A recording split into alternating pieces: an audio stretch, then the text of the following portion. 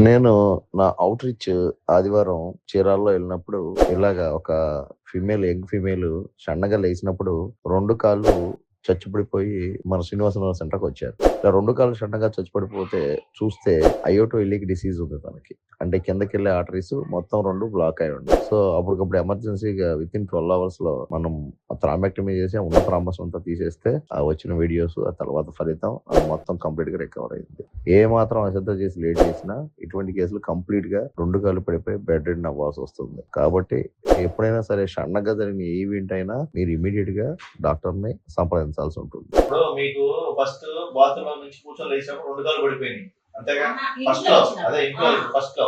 హ్మ్. పడిపోయి లేగలేదు, నడవలేకపోయారు. లేగలేదు. సో, మీరొచ్చారు అదో నైట్ చేసేసాం. లక్కీగా అంతా బాగా జరిగింది. ఇప్పుడు బాగానే నడుస్తున్నారు కదా! బానే మీ నడుస్తుంది. పనులు మీరు చేసుకుంటున్నారు కదా! ఏ ఇబ్బంది లేదు అందరిలానే.